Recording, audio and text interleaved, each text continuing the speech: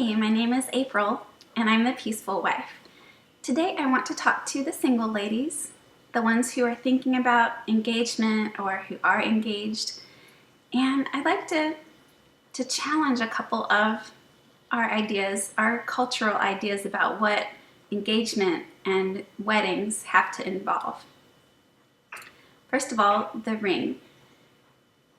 I know it's very exciting to get a beautiful diamond engagement ring, and a lot of women dream about that ring and obsess over it, and it is beautiful, and it is a gorgeous token of your fiance's love, which is great.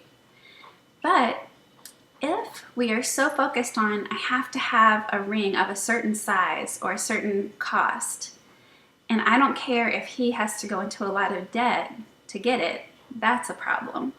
We don't want him to have to go into a lot of debt. We don't want to overspend or focus so much on things that are worldly things that we put ourselves in a bad financial situation for necessities later.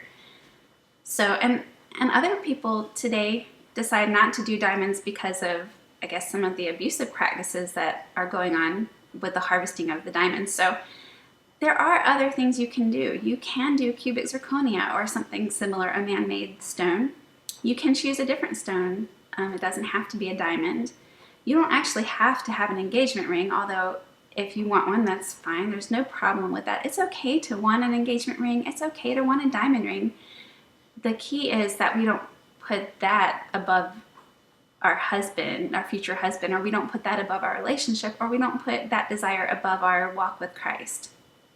And if we need to have a smaller ring, or if it's not a diamond, like maybe that can be okay. It doesn't have to be tens of thousands of dollars. It doesn't have to be $5,000. It doesn't have to be so expensive that it becomes a financially, like a crippling kind of thing. So that's something to consider, especially if you haven't gotten engaged yet, but you've been talking about it.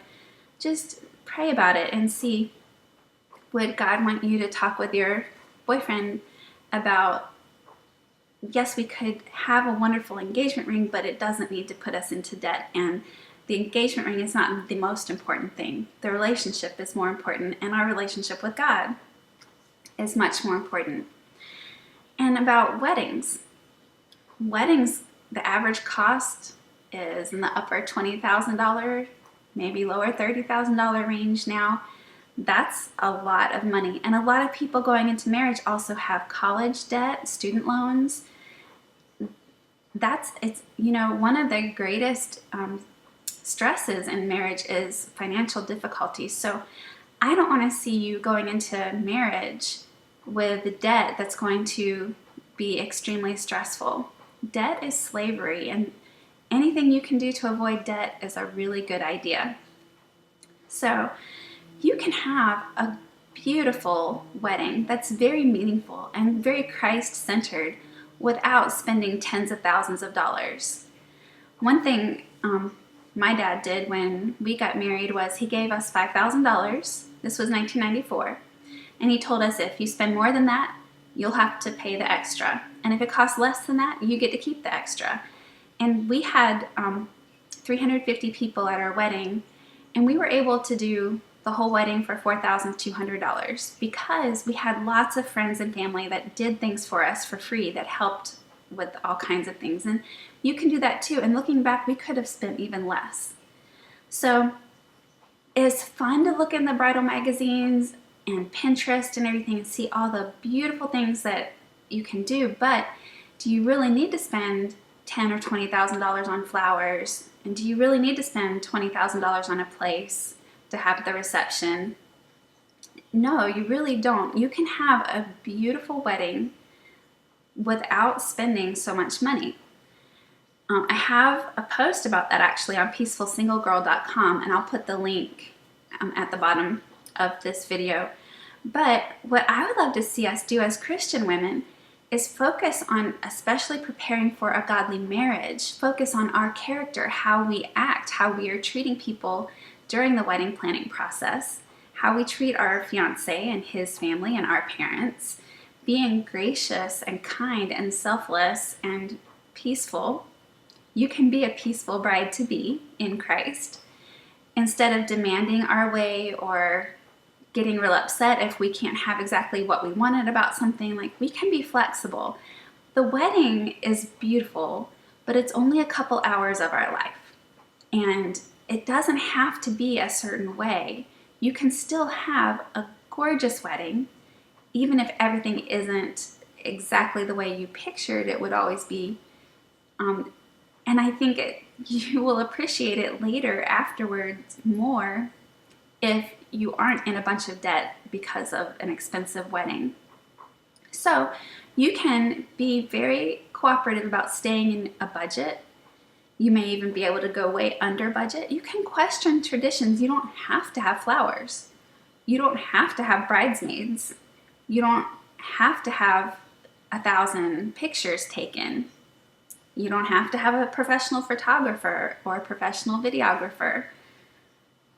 You don't have to have a certain kind of food. You don't have to have a sit-down dinner. So you can cut out a lot of expenses. You sure don't have to have a bar at all. And you don't have to have a DJ. I mean, you can have a wedding that's very simple and elegant and meaningful without all of those things.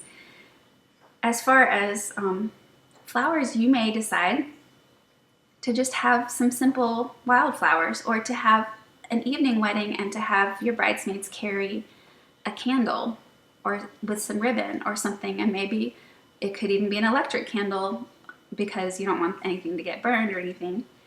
You can, instead of getting flowers and spending $10,000 on flowers, you can ask neighbors and friends if you can borrow some ferns, and you can have ferns for decorations. You can have beautiful decorations without overspending, and maybe you could have one simple floral arrangement instead of the whole entire church or the whole venue filled with flowers.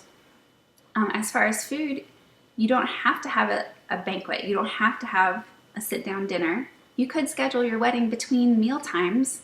That's what we did, and we had hors d'oeuvres. So you could certainly do that, and you could even ask people, instead of bringing wedding gifts, if they would bring food. I mean, you can think outside the box. You are not limited. You don't have to do things the way our culture says, because our culture is driven primarily by the bridal industry, and they're the ones selling all this stuff, and they're the ones saying, well, you need this, and you have to have this, and you have to spend this much on these things, but they're the ones profiting from it. So you can get ideas if you want to from there, but don't feel like you have to do things that certain way. You can have a friend who is an amateur photographer do pictures for you, or you can have a professional photographer but maybe not have them there for 10 hours.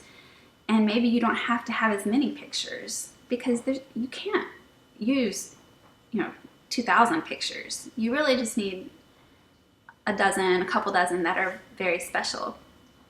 The cake, you could have a small display cake, and then you could have sheet cakes that would be what everybody would actually eat. It's going to be a lot cheaper.